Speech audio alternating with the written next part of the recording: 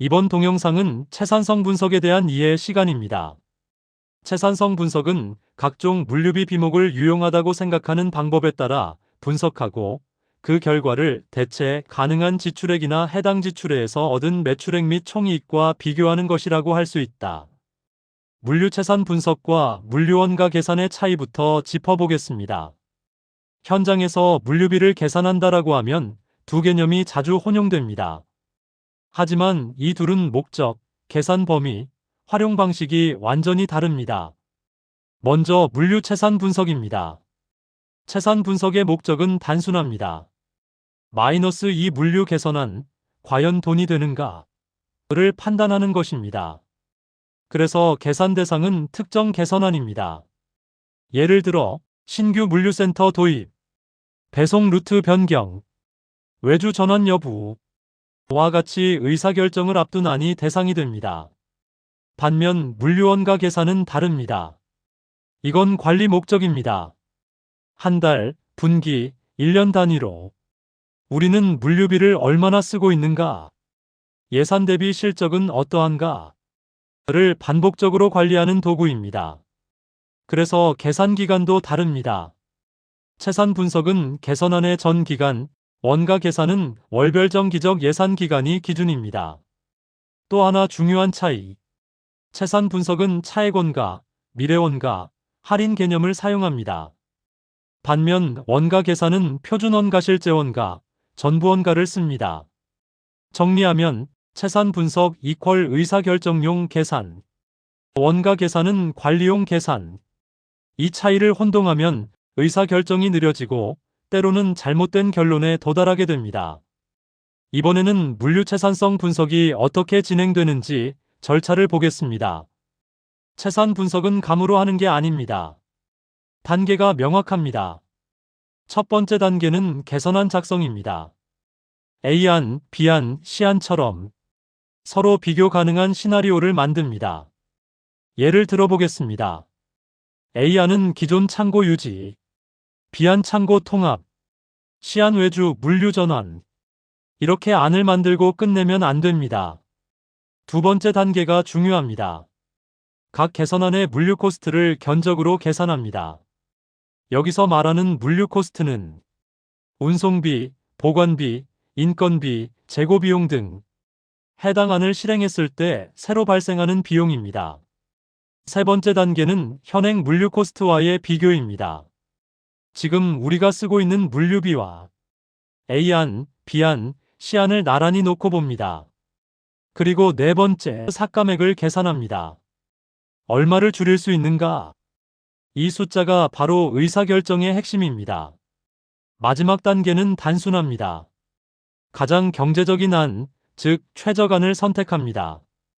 여기서 중요한 포인트 하나. 채산 분석은 가장 싼 안이 아니라 전체적으로 가장 합리적인 안을 고르는 과정입니다. 그래서 다음 페이지에서 트레이드오프와 총비용 개념이 등장합니다. 예산과 실적 차이 분석입니다. 이번 페이지는 예산과 실적 차이 분석입니다. 현장 관리자에게는 특히 중요한 부분입니다. 물류비 차이는 크게 두 가지로 나뉩니다. 가격 차이, 그리고 수량 차이입니다. 먼저 물류 가격 차이입니다. 공식은 간단합니다. 예산 가격 마이너스 실제 가격 곱하기 실제 물류량. 예를 들어 예산상 운송 단가는 1건당 1,000원인데 실제는 1,200원이 나왔다면 그 차이 200원이 그대로 비용 증가로 연결됩니다. 두 번째는 물류 수량 차이입니다. 이건 효율과 조업도의 문제입니다. 예산 가격 곱하기 예산 물류량 마이너스 실제 물류량. 물량이 예산보다 많아졌다면 설령 단가는 같아도 전체 물류비는 늘어납니다. 이 분석의 핵심은 누가 책임져야 할 차이인가를 구분하는 데 있습니다. 가격 차이 계약, 협상, 시장 요인, 수량 차이 운영 효율, 계획 정확도. 채산 분석과 원가 관리를 잘하는 기업은 이 두 차이를 분리해서 봅니다. 그래야 물류비가 늘었다가 아니라 왜 늘었는지를 말할 수 있습니다. 트레이드오프 분석입니다. 이제 물류 채산 분석의 핵심 개념, 트레이드오프 분석입니다. 트레이드오프란 무엇일까요? 한쪽 비용을 줄이면 다른 쪽 비용이 늘어나는 관계입니다. 대표적인 예가 운송비 대 보관비, 창고수 대 재고비용.